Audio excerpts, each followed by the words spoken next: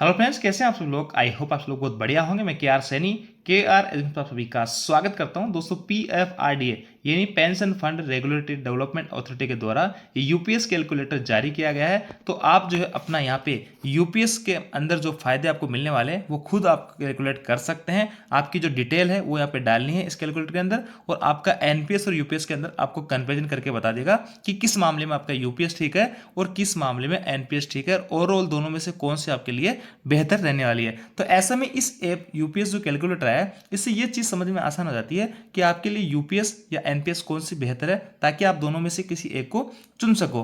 तो आपको किस में होगा फायदा, ये सारा कुछ कैलकुलेटर आपको बता देगा।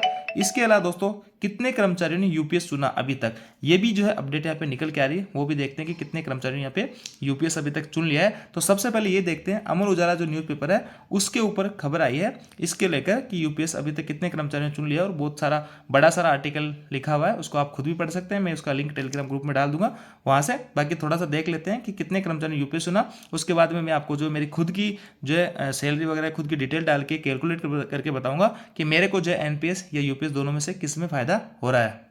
अब देखो दोस्तों, स्क्रीन पे आप अमर उजाला का एक आर्टिकल देख पा रहे होंगे, जो कि आपका 22 मई 2025 को 7:58 में डाला गया था कि केंद्र में 30 लाख एनपीएस कर्मियों में से 30,000 ने भी यूपीएस का नहीं दिया विकल्प, पुरानी पेंशन की उठी मांग। जी हाँ दोस्तों, अगर इतने 30 लाख में से अगर 30,000 भी इसमें इंटरेस्ट नहीं ले रहे हैं, तो ऐसे में यूपीएस जो है स्कीम यहाँ पे फेल हो जाती है, और ओपीएस की जो काफी लंबे टाइम से डिमांड थी ओल्ड पेंशन को लेकर, उसकी मांग यहाँ से दोबारा से उड़ जाती है। अब देखिए दोस्तों, तो दोस्तों यहाँ पे 30,000 ने भी अभी तक विकल्प नहीं दिया, यानी 1% से भी कम लोग इसमें इंटरेस्ट ले रहे हैं। तो ऐसे में यूपीएस ऑटोमेटिक आपकी फेल हो जाती है। इसमें बहुत सारी चीज़ें लिखी हुई है इस आर्टिकल के अंदर, और यहाँ पे ये भी लिखा गया है कि 20 मई को यहाँ पे सरकार ने जो है इसको लेकर एक कैलकुलेटर जारी किया है, जिसके अंदर आप अपनी डिटेल डाल के और देख सकते हैं कि आपके लिए कौन सी चीज़ें फायदेमंद रहने वाली है। और भी कई तरह की चीज़ें इसमें लिखी गई है, लेकिन मोटी बात है कि यहाँ पे स्पष्ट रूप से लिखा गया है। देखिए, स्टाफ साइड की राष्ट्रीय परिषद के सदस्य अखिल भारतीय रक्षा कर्मचारी महासंघ के महासचिव श्री कुमार का कहना है कि यूपीएस को लेकर केंद्र सरकार के कर्मचारी का रुझान बहुत ही फीका है।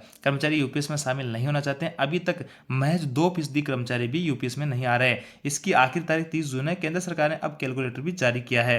केंद्र सरकार के कर्मचारी एनपीएस यूपीएस के झंझट में नहीं पड़ना चाहते हैं, यहाँ पे साफ इन्होंने कर दिया है। अगर यूपीएस इनको लेना होता तो यूपीएस में इंटरेस्ट दिखाते, लेकिन इंटरेस्ट यहाँ पे कोई भी नहीं दिखा रहा है। उनकी एक ही मांग है, पुरानी पेंशन बहाली। Confederation of central government employees and workers के महासचिव एसबी यादव का कहना है कि यूपीएस बेहतर है या नहीं, ये अंदाजा इसी से लगाया जा सकता है कि अभी तक 10% कर्मचारी भी यूपीएस में शामिल होने का विकल्प नहीं दे सके हैं। केंद्र सरकार के साथ हुई स्टाफ साइड की राष्ट्रीय परिषद बैठक में पुरानी पेंशन बहाली की मांग उठी है। तो कहने का हम लोग ओपीएस की फिर से यहाँ पे मांग उठी है। यूपीएस सक्सेस होता है यहाँ पे नजर नहीं आ रहा है।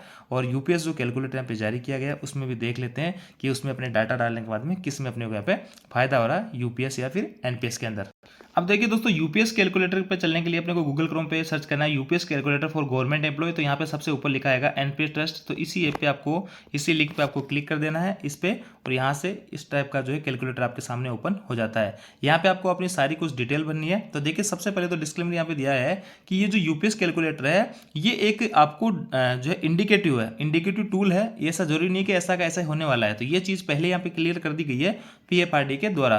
तो देखिए दोस्तों, यहाँ पे आप अपनी डिटेल डालेंगे तो आपको लास्ट में सारी डिटेल भरने के बाद में यहाँ पे क्रिएट पे कैलकुलेट पे क्लिक करेंगे तो आपके सामने यूपीएस और एनपीएस दोनों के अंदर क्या जो है फायदा आपका किस में हो रहा है वो सारी कुछ चीज़ें क्लियर कर देता है। तो डाटा अपन इसमें डालते हैं। देखिए, डेट ऑफ बर्थ है, जैसे कि किसी भाई की कितनी भी है, 5/7/95 है, जो भी है, तो इसको यहाँ पे जो ये आपको सिंबल दिख रहा है इस पर क्लिक करेंगे। तो इस पर क्लिक करने के बाद में आपके सामने इस टाइप का जो कैलेंडर ओपन होता है। अभी 2007 जहाँ लिखा हुआ है यहाँ पे अपन डालेंगे, तो यहाँ पे आपकी जो भी ईयर है, जो भी सन है, जैसे कि मान लो किसी की जो 1995 है तो 1995 पे डाल देंगे। और जैसे कि आपका जो है फरवरी या मार्च, मान लो मार्च को है डेट ऑफ बर्थ, और कितनी मार्च को, 3 मार्च को मान लेते हैं। तो 3 मार्च यहाँ पे डाली, तो इन्हें 30 साल की इनकी यहाँ पे नौकरी निकल के आ रही है। अब आगे डेट ऑफ ज्वाइनिंग, देखिए 30 ईयर हो गया। यहाँ पे डेट ऑफ ज्वाइनिंग डालेंगे, तो डेट ऑफ ज्वाइनिंग जैसे कि मेरी जो है 2018 की है, तो 2018 इसमें अपन यहाँ पे डाल देंगे 2018, और कोई सी भी डेट इसमें डाल देते हैं, 6 जैसे कि जुलाई डाल देते हैं, साहब का 8 जुलाई डाल देते हैं। ये डाल दिया तो ये आपका हो जाता है, डेट ऑफ ज्वाइनिंग हो गई आपकी। इसके बाद में देखिए, माई रिटायरमेंट एज, रिटायरमेंट की जो एज है क्या आपने रहने वाली है, किसी में 55 साल होती है, किसी में, तो अपने यहाँ जो इसको करेक्शन कर सकते हैं। यहाँ पे अपन 60 कर देंगे, क्योंकि अपने 60 ही है रेलवे के अंदर। इसके आगे दोस्तों अपन बात करते हैं कि रिटायरमेंट की एज हो गई, मंथ दोस्तों मैंने जब यूपीएस कैलकुलेटर के अंदर अपनी सारी कुछ डिटेल यहाँ पे एकदम सही से फिल की, तो मेरा जो यहाँ पे निकल के आ रहा है यूपीएस कैलकुलेटर के माध्यम से यूपीएस और एनपीएस के अंदर जो फायदा हो रहा है किसके अंदर, देखिए यहाँ पे मैंने कैलकुलेट पे क्लिक किया और ये चीज़ आपके सामने निकल के आएगी, जो कि रिजल्ट रहेगा आपने जो भी डाटा डाले हैं इसका। इधर जो है यूपीएस का डाटा है, इधर एनपीएस का डाटा है। तो देखिए यहाँ पे monthly pay out after super retirement के बाद में मंथली पे आउट जो बनेगा मेरा यहाँ पे 72,114 रुपये बनेगा प्लस डीआर, और यहाँ पे एन्युटी जो बनेगी मेरी पे आउट 1,50,680 रुपये। लमसम पे आउट यहाँ पे मिलेगा नहीं कुछ भी, और यहाँ पे 36 जो है लाख 83,853 रुपये आपका जो है लमसम अमाउंट बन रहा है। इसके आगे फाइनल विड्रॉल जो है पे आउट ऑफ सुपरएंशन जो है यहाँ पे डाला अपने, तो फाइनल विड्रॉल जो है यहाँ पे ये मिलेगा आपको 60% जो पैसा है, 60% दोनों ही केस में मैंने निकाला है, तो यहाँ पे आपको ये मिलेगा। और इधर जो है आपको तो 60% के मामले में एनपीएस में आपको ज़्यादा पैसा मिलेगा। इसका रीज़न मैंने आपको पहले ही बताया था कि एनपीएस के अंदर आपका जो है 10% करता है और सरकार जो है 14% मिलाती है। ऐसे में एनपीएस अकाउंट में हर महीने आपका जो है 24% पैसा जमा होता है, जबकि यूपीएस के अंदर 10% सरकार जमा कराएगी, 10% आपका कटेगा।